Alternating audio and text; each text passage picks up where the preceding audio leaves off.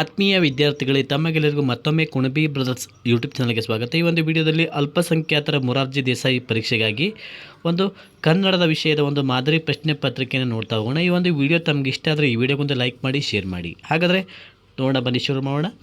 ಕನ್ನಡ ವರ್ಣಮಾಲೆಯಲ್ಲಿರುವ ಅನುನಾಸಿಕ ಅಕ್ಷರಗಳ ಸಂಖ್ಯೆ ಎಷ್ಟು? Option A 7, B 13, C 5, D 6. ಒಂದನೇ ಪ್ರಶ್ನೆಗೆ ಸರಿಯಾದ ಉತ್ತರ ಆಪ್ಷನ್ ಸಿ 5. ಕನ್ನಡ ವರ್ಣಮಾಲೆಯಲ್ಲಿರುವ ಅನುನಾಸಿಕ ಅಕ್ಷರಗಳ ಸಂಖ್ಯೆ 5. ನೆಕ್ಸ್ಟ್ ಕ್ವಶನ್ ನೋಡಿ. ಇವುಗಳಲ್ಲಿ ಯಾವುದು ವಿಜಾತೀಯ ಸಂಯುಕ್ತಾಕ್ಷರವನ್ನು ಹೊಂದಿದೆ? ಅಪ್ಪ, ಭಕ್ತಿ, ಅನ್ನ, ಕನ್ನಡ. ಇಲ್ಲಿ ಭಕ್ತಿ ಅನ್ನೋದು ಏನಾಗಿದೆ, ಇಲ್ಲಿ ವಿಜಾತೀಯ ಸಂಯುಕ್ತಾಕ್ಷರವನ್ನು ಹೊಂದಿದೆ. ನಿಮ್ಗೆ ಗೊತ್ತಿದೆ, ಸಂಯುಕ್ತಾಕ್ಷರಗಳಲ್ಲಿ ಎರಡು ವಿಧ, ಸಜಾತೀಯ ಸಂಯುಕ್ತಾಕ್ಷರ ಮತ್ತು ವಿಜಾತೀಯ ಸಂಯುಕ್ತಾಕ್ಷರ. ಹಾಗಾದರೆ ಸಜಾತೀಯ ಸಂಯುಕ್ತಾಕ್ಷರಕ್ಕೆ ಅಂತಂದರೆ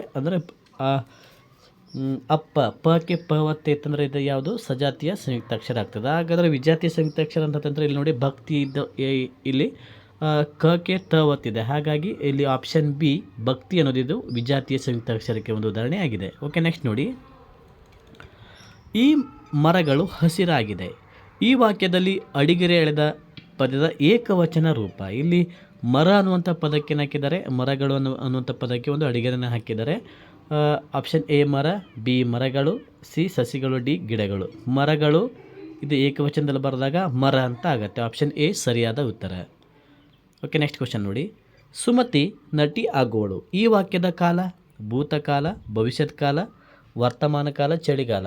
ಹಾಗೆಂದರೆ ಸುಮತಿ ನಟಿ ಆಗುವಳು ಅಂದರೆ ಮುಂದೆ ಆಗಬಹುದು, ಹಾಗಾಗಿ ಇದು ಭವಿಷ್ಯದ ಕಾಲ. ಇನ್ನೂ ಆಗಿಲ್ಲ, ಆಗಿದ್ದಳು, ಆಗುತ್ತಿದ್ದಾಳೆ ಅಥವಾ ಆಗಿದ್ದಳು. ಇದೆಲ್ಲ ಏನಾಗ್ತವೆ ಭೂತಕಾಲ. ನಿನ್ನೆ ನಡೆದಂಥ ಘಟನೆ ಭೂತಕಾಲ, ಈಗ ನಡೀತಾ ಇರುವಂಥದ್ದು ಯಾವುದು ವರ್ತಮಾನ ಕಾಲ, ನಾಳೆ ನಡೆಯಬಹುದಾದಂಥದ್ದು ಯಾವುದು ಭವಿಷ್ಯದ ಕಾಲ. ಹಾಗಾಗಿ ಆಪ್ಷನ್ ಬಿ ಸರಿಯಾದ ಉತ್ತರ. ನೆಕ್ಸ್ಟ್ ಕ್ವಶನ್ ನೋಡಿ. ವಿದ್ಯಾರ್ಥಿಗಳು ಇದೇ ಥರ ಇನ್ನೂ ಹೆಚ್ಚಿನ ರೀತಿಯ ವೀಡಿಯೋಸ್ಗಳು ಹಾಗೆ ಲೈವ್ ಕ್ಲಾಸಸ್ಗಳು, ಕನ್ನಡದ ಭಾಷಣಗಳು ಎಲ್ಲ ಈ ಥರ ಒಂದು ಎಲ್ಲ ವೀಡಿಯೋಸ್ಗಳಿಗಾಗಿ ನಮ್ಮ ಕುಣಬಿ ಬ್ರದರ್ಸ್ ಯೂಟ್ಯೂಬ್ ಚಾನಲನ್ನು ಸಬ್ಸ್ಕ್ರೈಬ್ ಮಾಡಿಕೊಳ್ಳಿ. ನೆಕ್ಸ್ಟ್ ನೋಡಿ. ಗೆಳತಿಗೆ ಪತ್ರ ಬರೆಯುವಾಗ ಬಳಸುವಂಥ ಸಂಬೋಧನೆ ಯಾವುದು? ಆತ್ಮೀಯ, ಪೂಜ್ಯ, ಪ್ರೀತಿಯ, ಚಿರಂಜೀವಿ. ನಾವು ಗೆಳತಿಗೆ ಪತ್ರ ಬರೀಬೇಕಾದ್ರೆ ನಾವು ಏನಂತ ಬಳಸ್ತೀವಿ? ನಾವು ಆತ್ಮೀಯ ಅಂತ ಬಳಸ್ತೀವಿ. ಆಪ್ಷನ್ ಎ ಸರಿಯಾದ ಉತ್ತರ. ಓಕೆ, ನೆಕ್ಸ್ಟ್ ನೋಡಿ. Question number 6. ಗುರುತಿಗಾಗಿ ಹಾಗೂ ವ್ಯವಹಾರದ ಉಪಯೋಗಕ್ಕೆ ಇಟ್ಟುಕೊಂಡಂಥ ಹೆಸರುಗಳಿಗೆ ಏನಂತ ಕರೀತಾರೆ? ರೂಢನಾಮ, ಅಂಕಿತನಾಮ, ಅನ್ವರ್ತಕ ನಾಮ, ಸರ್ವನಾಮ. ಗುರುತಿಗಾಗಿ ಹಾಗೂ ವ್ಯವಹಾರದ ಉಪಯೋಗಕ್ಕೆ ಇಟ್ಟುಕೊಂಡಂಥ ಹೆಸರು ಯಾವುದಂತಂದ್ರೆ ಅದು ರೂಢನಾಮ ಆಗ್ತದೆ. ಅಂಕಿತನಾಮ ಸರಿಯಾದ ಉತ್ತರ. ಯಾವುದು? ಅಂಕಿತನಾಮ. ಅಂಕಿತನಾಮ ಸರಿಯಾದ ಉತ್ತರ ಆಗ್ತದೆ. ಓಕೆನಾ? ನೆಕ್ಸ್ಟ್ ನೋಡಿ. ಎಂಬುದು ಯಾವ ಸ್ವರಾಕ್ಷರ? ಹೃಸ್ವರ, ಫ್ಲೂತಸ್ವರ, ಯೋಗವಾಹ ಯಾವುದೂ ಅಲ್ಲ. ಇದು ಅನ್ನೋದಲ್ಲಿ ಯೋಗವಾಹಕ ಅಕ್ಷರವಾಗಿದೆ. ಓಕೆ, ನೆಕ್ಸ್ಟ್ ನೋಡಿ. ನಾಯಕ ಪದದ ಬಹುವಚನ ರೂಪ. ನಾಯಕ ಅಂದಿರು ನಾಯಕಗಳು, ನಾಯಕರು, ನಾಯಕ, ನಾಯಕ, ನಾಯಕರು. ಹೌದಾ? ಆಪ್ಷನ್ ಸಿ ಸರಿಯಾದ ಉತ್ತರ. ರಾಮನಲ್ಲಿ ಈ ಪದದಲ್ಲಿರುವ ವಿಭಕ್ತಿ ಪ್ರತ್ಯಯ ಯಾವುದು? ವಿಭಕ್ತಿ ಪ್ರತ್ಯಯಗಳ ಮೇಲೆ ಸಾಕಷ್ಟು ಸಲ ಕ್ವಶನ್ಗಳನ್ನು ಕೇಳ್ತಾ ಇದ್ದಾರೆ. ಇಲ್ಲಿ ಅಲ್ಲಿ ಅಂತ ಇದೆ ವಿದ್ಯಾರ್ಥಿಗಳೇ, ನೋಡ್ರಿ. ಅಲ್ಲಿ ಇದು ಸಪ್ತಮಿ ವಿಭಕ್ತಿ ಪ್ರತ್ಯಯ ಆಗಿದೆ. ಪ್ರಥಮ ಉ, ದ್ವಿತೀಯನು, ತೃತೀಯಿಂದ ಚತುರ್ಥಿ, ಹೀಗೆ ಇವು ನಿಮ್ಗೆ ಗೊತ್ತಿದೆ. ಹಾಗಾದರೆ ಸಪ್ತಮಿಯಲ್ಲಿ ಷಷ್ಠಿಯ ಇವೆಲ್ಲ ಗೊತ್ತಿದೆ, ಹೌದಾ? ಹಾಗಾಗಿ ವಿಭಕ್ತಿ ಪ್ರತ್ಯಯಗಳನ್ನು ಸರಿಯಾಗಿ ಓದ್ಕೊಂಡ್ರೆ ನಿಮಗೆ 1 ಅಂಕಗಳು ಸಿಗ್ತದೆ ಅಂತಂದು ಹೇಳ್ಬೋದು. ಓಕೆ, ನೆಕ್ಸ್ಟ್ ನೋಡಿ. Question number 10. ಇವುಗಳಲ್ಲಿ ಯಾವುದು ಅನ್ವರ್ತಕ ನಾಮವಾಗಿದೆ? ಕುಂಟ, ನದಿ, ಭಾರತ, ಪಟ್ಟಣ. ಇಲ್ಲಿ ಅನ್ವರ್ತಕ ನಾಮ ಯಾವುದು ಅಂತ ತೆಗೆದಾಗ ಇಲ್ಲಿ ಕುಂಟ ಅನ್ನೋದಿಲ್ಲಿ ಅನ್ವರ್ತಕ ನಾಮ ಆಗ್ತದೆ ಅಂತ. ಓಕೆ, ನೆಕ್ಸ್ಟ್ ನೋಡಿ. ಒಂದು ವಾಕ್ಯವು ಕರ್ತೃ, ಕರ್ಮ, ಕ್ರಿಯಾಪದಗಳಿಂದ ಪೂರ್ಣಗೊಂಡಾಗ ಬಳಸುವಂಥ ಲೇಖನ ಚಿಹ್ನೆ ಯಾವುದು? ಒಂದು ವಾಕ್ಯ ಇದೆ ಅಂತ ತಿಳ್ಕೊಳ್ಳಿ. ರಾಮನು ಕಾಡಿಗೆ ಹೋದನು. ಇದು ಈ ವಾಕ್ಯದಲ್ಲಿ ಏನಾಗಿದೆ ನೋಡಿ, ಇಲ್ಲಿ ಬರಿತೀನಿ. ರಾಮನು ಕಾಡಿಗೆ ಹೋದನು. ಹೌದಾ? ರಾಮನು ಕಾಡಿಗೆ ಹೋದನು ಅಂತ ಇದೆ. ರಾಮನು ಕಾಡಿಗೆ ಹೋದನು. ಹೌದಾ? ಇಲ್ಲಿ ಈ ವಾಕ್ಯದಲ್ಲಿ ನೋಡಿ ಮಕ್ಕಳೇ, ಇಲ್ಲಿ ಕರ್ತೃ ಇದೆ. ಈ ವಾಕ್ಯದಲ್ಲಿ ನೋಡಿ ಕರ್ತೃ ಇದೆ, ಕರ್ಮ ಇದೆ, ಕ್ರಿಯಾಪದನೂ ಇದೆ. ಹಾಗಾದರೆ ಇದು 3 ಇದ್ದಾವೆ. ಅದಕ್ಕೇನಂತ ಅಂದರೆ ಇದು 3ಗಳಿಂದ ಕೂಡಿದಂಥ ನಾವು ಯಾವ ಚಿಹ್ನೆನ ಬಳಸ್ತೀವಿ? ನಾವಲ್ಲಿ ಪೂರ್ಣ ವಿರಾಮ ಚಿಹ್ನೆನ ಬಳಸ್ತೀವಿ. ಆಪ್ಷನ್ ಬಿ ಸರಿಯಾದ ಉತ್ತರ. ನೆಕ್ಸ್ಟ್ ನೋಡಿ. ಅಕ್ಬರನು ಶಾಲೆಗೆ ಹೋಗುತ್ತಿದ್ದಾನೆ. ಈ ವಾಕ್ಯ ಯಾವ ಕಾಲದಲ್ಲಿದೆ? ಭೂತಕಾಲ, ಮಳೆಗಾಲ, ವರ್ತಮಾನ ಕಾಲ, ಭವಿಷ್ಯದ ಕಾಲ. ಅಕ್ಬರನು ಶಾಲೆಗೆ ಹೋಗುತ್ತಿದ್ದಾನೆ. ಹೌದಾ? ಹಾಗಾದರೆ ಇದು ಯಾವ ಕಾಲ ಆಗ್ತದೆ? ವರ್ತಮಾನ ಕಾಲ ಸರಿಯಾದ ಉತ್ತರ. ಓಕೆನಾ? ನೆಕ್ಸ್ಟ್ ನೋಡಿ, ಗೌಡತಿ ಗೌಡ ಬಾದಶಾಹ. ಇದನ್ನು ಲಿಂಗಗಳ ಮೇಲೆ ಇರುವಂಥ ಪ್ರಶ್ನೆ ಇದು. ಬಾದಶಾಹಿ,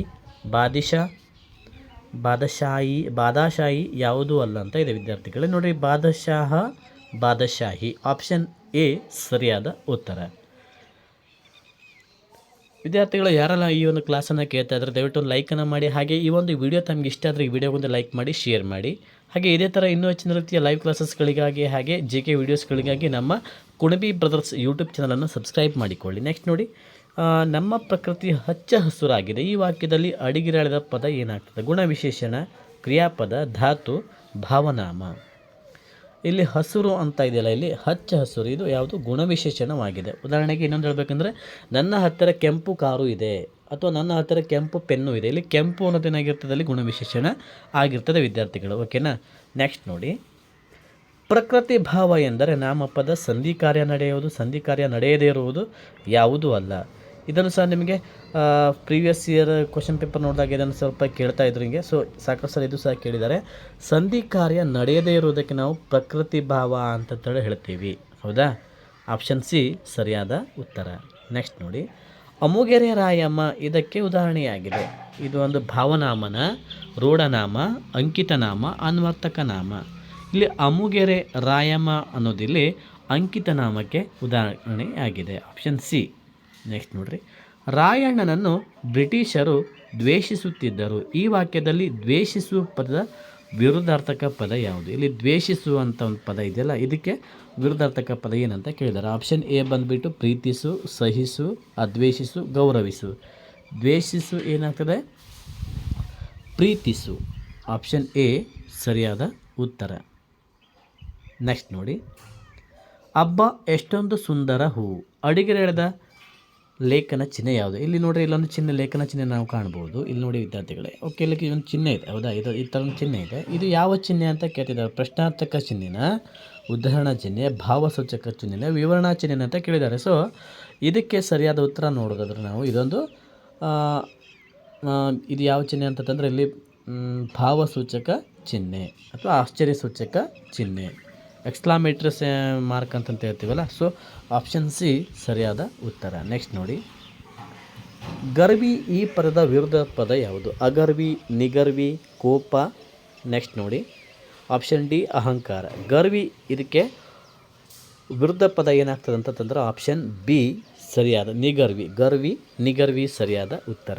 ನೆಕ್ಸ್ಟ್ ನೋಡಿ, ಎತ್ತುಗಳು ಗದ್ದೆಯಲ್ಲಿ ನೇಗಿಲನ್ನು ಎಳೆಯುವವು. ಈ ವಾಕ್ಯದಲ್ಲಿನ ಕ್ರಿಯಾಪದ ಯಾವುದು?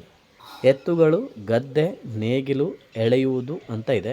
ಸೊ ಎತ್ತುಗಳು ಗದ್ದೆಯಲ್ಲಿ ನೇಗಿಲನ್ನು ಎಳೆಯುವವು ಅಂತ ಇದರೊಳಗೆ ಕ್ರಿಯಾಪದ ಯಾವುದು ಅಂತ ಕೇಳಿದಾಗ ಎಳೆಯುವುದು ಅನ್ನೋದು ಕ್ರಿಯಾಪದ ಆಗಿರ್ತದೆ ವಿದ್ಯಾರ್ಥಿಗಳೇ. ಓಕೆ ವಿದ್ಯಾರ್ಥಿಗಳೇ, ಇಲ್ಲಿಯವರೆಗೂ ಈ ಒಂದು ಕ್ಲಾಸ್ ಕೇಳಿದ್ದಕ್ಕೆ ತಮಗೆಲ್ಲರಿಗೂ ಧನ್ಯವಾದಗಳು. ಇದೇ ಥರ ಇನ್ನೂ ಹೆಚ್ಚಿನ ರೀತಿಯ ಲೈವ್ ಕ್ಲಾಸಸ್ಗಳಿಗಾಗಿ ಹಾಗೆ ರೆಕಾರ್ಡೆಡ್ ಕ್ಲಾಸಸ್ಗಳಿಗಾಗಿ ನಮ್ಮ ಕುಣಬಿ ಬ್ರದರ್ಸ್ ಯೂಟ್ಯೂಬ್ ಚಾನಲನ್ನು ಸಬ್ಸ್ಕ್ರೈಬ್ ಮಾಡಿಕೊಳ್ಳಿ. ಧನ್ಯವಾದ.